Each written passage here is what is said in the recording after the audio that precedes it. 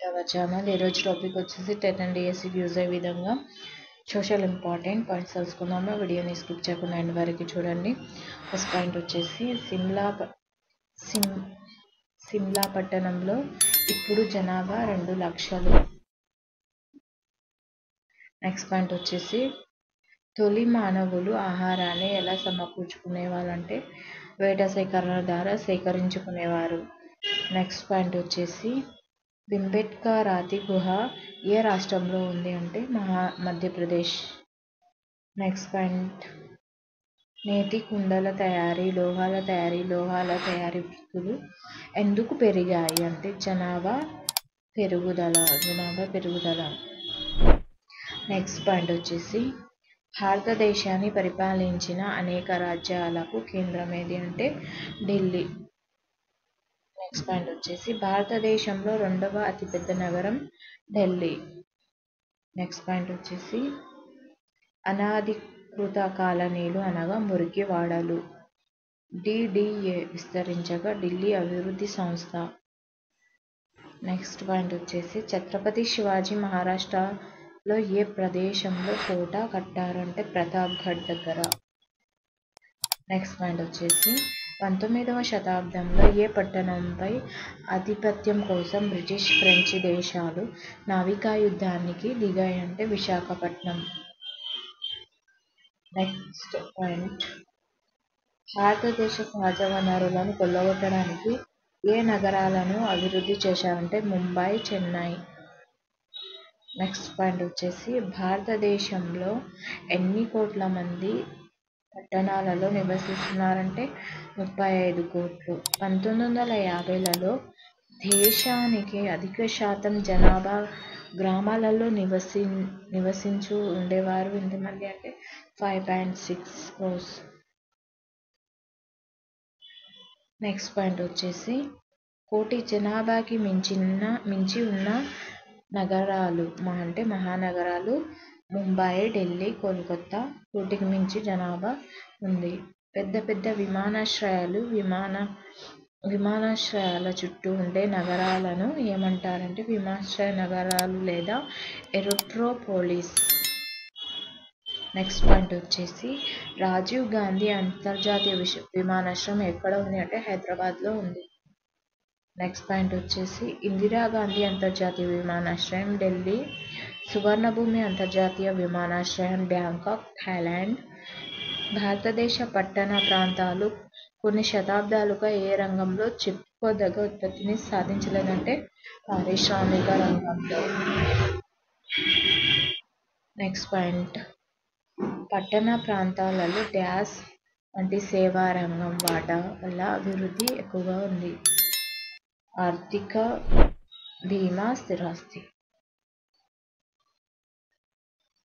Next point వచ్చేసి భారతదేశంలో 2001 జనాభా లెక్కల ప్రకారం వలస వెళ్లిన వాళ్ళు 30.7%. వ్యవస్థీకృత రంగం క్రమమైన వేతనాలు, భద్రతా బీమా రంగం.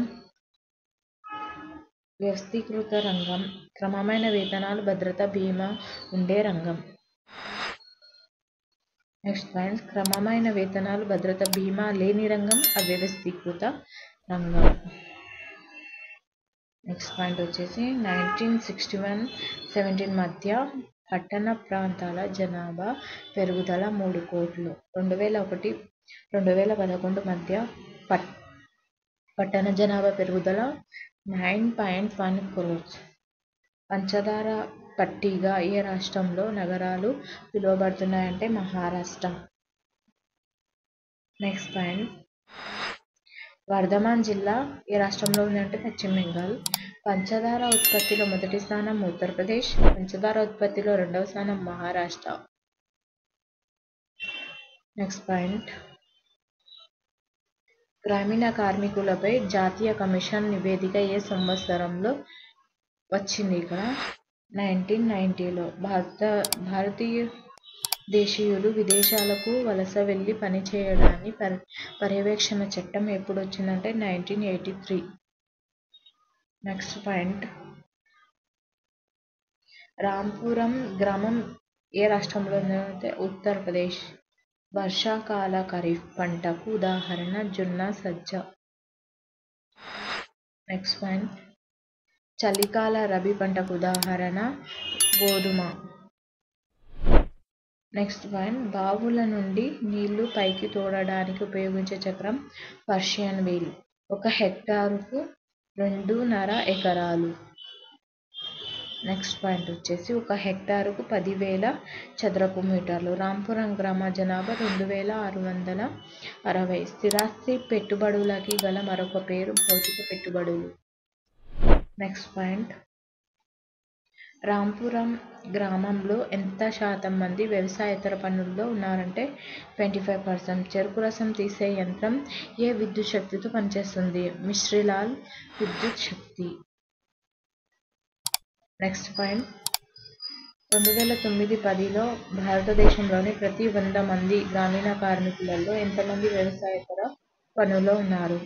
32% మంది. ఇక్కడ రాంపురం గ్రామం మొత్తం విస్తీర్ణం 290 హెక్టార్లు. యంత్రాలు, పరికరాలు, భవనాలు అనేవి భౌతిక పెట్టుబడులు. నెక్స్ట్ పాయింట్ ప్రజలకు అవసరమైన వస్తువుల, సేవలను అందించుటయే ఉత్పత్తి.